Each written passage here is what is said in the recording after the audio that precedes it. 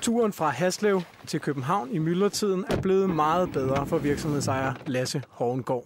Der er altså blevet væsentligt mere plads på vejene. Nu kan han stå en halv time senere op om morgenen. Var jeg på motorvejen klokken 6 om morgenen, så var det helt sikkert, at jeg holdt i kø og kunne ikke nå et møde klokken 7 inde i København. I 2009 blev der for første gang i mange år færre og ikke flere biler på vejene.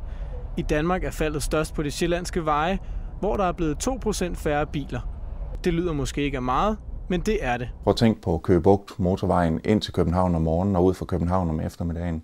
Hvis der er 2% færre biler sådan et sted, så er det altså en temmelig markant reduktion i trafikbelastningen. Der er god plads nede på Køge Bugt motorvejen. Mads Herholdt holder morgen og eftermiddag styr på den sjællandske trafik på P4, og han kan se en tydelig forskel. Det vi kan sige, det er, at for 2 år siden, der var der fuldstændig proppet på Køge Bugt motorvejen på nuværende tidspunkt en fredag eftermiddag. Klokken er 2:30. Der vidste alle, at der skal man holde sig væk. Men her der kan vi se på kameraet, at der er faktisk god plads. Der er masser af ledig asfalt, og det ville vi simpelthen ikke have set for 2 år siden. Lasse Hovengård kan nu sove længere om morgenen, men han mener også, at han kan spare mindst 500.000 kroner på, at hans 50 firmabiler nu ikke skal snegle sig afsted på motorvejen længere. Svenden skal jo selvfølgelig have løn, når han kører fra Haslev mod København.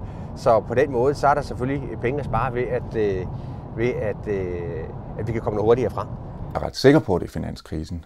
Der er mindre økonomisk aktivitet, og når der er mindre økonomisk aktivitet, så er der også færre mennesker, der har behov for at transportere sig til og fra arbejde, til og fra der, hvor nogle serviceydelser skal leveres.